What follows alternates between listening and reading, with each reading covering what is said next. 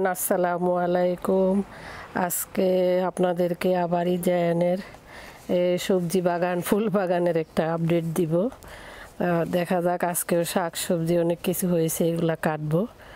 তো মাম দেওয়া যাবে না এই জায়ান, এখন সে আছে শুধু গাছে কিভাবে পানি দেওয়া যায় ওইটা নিয়ে ব্যস্ত, সারাক্ষণ গাছে পানি দিব। হ্যাঁ, এই ছোটোটা কেটে ফেলো, এটা ছোটো।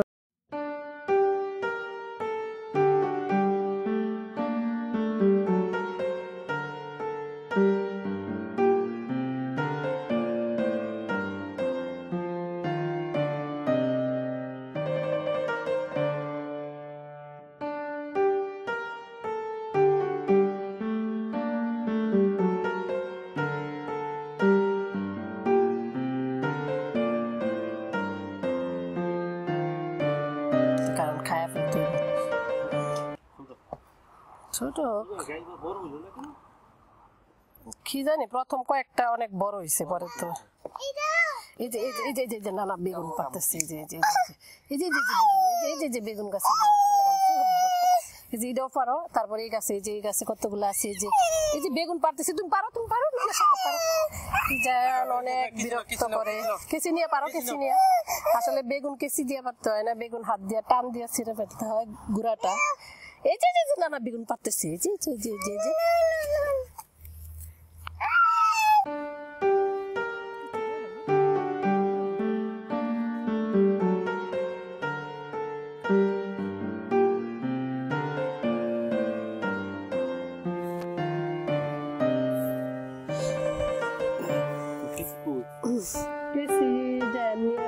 যেখানে আরেকটা বেগুন আছে, এটাও পারো। হাত দিয়ে এভাবে উপরের দিকে টানবো। পুরো কেসিটা নিয়ে আসো। তুমি আসলে বেগুন পারতেই জানো, কাটা নাই। বেগুন এই জায়গায় ধরে উপরে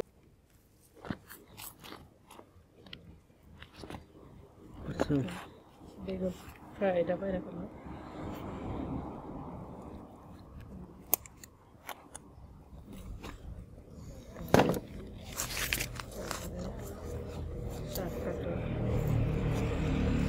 থেকে কাটা ফেলো, আরো গুড় থেকে কাটা। এইগুলা সবজি এদিকে নেই তো না, এদিকে আর নাই, সামনে।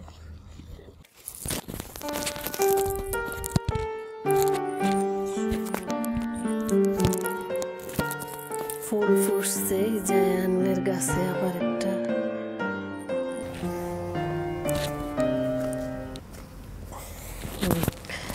জায়ানের ফুল গাছে আজকে আবার সুন্দর একটা ফুল ফুটছে, গোলাপ।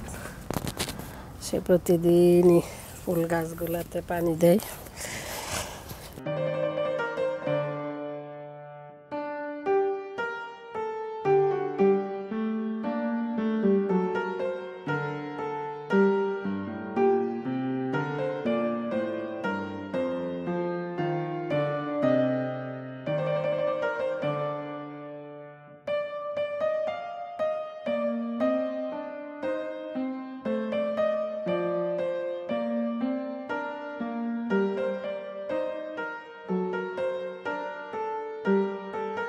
গাছ এখানে অনেকগুলা মিষ্টি কুমড়ার চারা, তো এগুলাও কেটে ফেলতে হবে।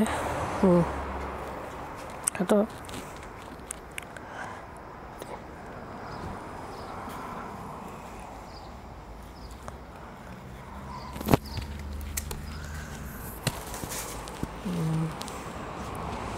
তারপরে যে তোমার পিছনে অনেকগুলা আছে, এগুলা সব গাছের গুড়ির থেকে কাটো, একদম গুড়ির থেকে কেটে ফেলো। মানে একটা দুইটা পাতা রাখে আর কি, সব কেটে ফেলবা। এইখানের গুলো সবগুলোই কেটে ফেলতে হবে। হ্যাঁ, এগুলো কেটে ফেলো।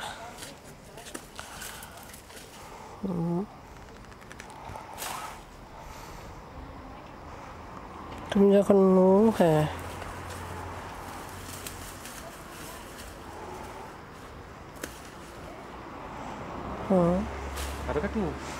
হ্যাঁ, এখানে তো আরো আছে এক দুইটা।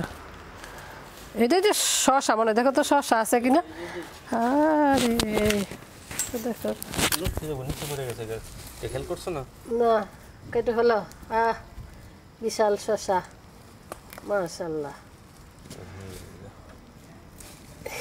এটা লাগানো হয় নাই, গাছ যে চারা উঠাইছিলাম ওগুলা ফেলে দিছিলাম এখানে। যাক একটা শশা হয়েছে, ওইটা আবার ঠিক করে দাও গাছটা। দেখাই ওইটাও একটা শশা। এই শশা গাছটা তো ফালাই দিছিলাম, যাই হোক অনেকটা। আজকে আপনাদেরকে একটা নতুন জিনিস দেখাবো। দেখেন, এটা হচ্ছে আমাদের দেশের ভুট্টার শাক। এই দেশে এই শাকগুলো অনেক পাওয়া যায়, আনাচে কানাচে হয়ে থাকে, রাস্তায়ও পাওয়া যায়। এটার নিচে আবার আরেকটা আছে, যেটা এটা হলো কি কয়, নুনতির শাক বলে আমাদের দেশে। এগুলো আমার প্রতিটা মরিচ গাছের টবে ভর্তি হয়। তো এখানে আমি 2টা ভুট্টার শাকও লাগাই দিছি, এগুলার বিচি হবে। তারপর এই বিচিগুলো আমি সামনে অনেক বড় করে দিব। এটা আমার রাস্তা থেকে কুড়ায় আনা গাছ। এই দেশের রাস্তায় অনেক আছে এই নুনতির শাক। আমার এই মরিচ গাছে অনেকগুলা মরিচ ধরছে, আগে 4টা খেয়েছি, এখনও আবার 2টা ধরছে। অনেক সুন্দর মরিচগুলা, খেতে অনেক ভালো লাগে, মিষ্টি মরিচ। এখানে সব ফুল গাছে, যে এখানেও আমার নুনতি শাক আছে, এই যে মরিচ গাছে সব অনেক টবেই ছিল। এগুলো সব আমি তুলে ফেলে দিছি, একটু একটু রাখছি।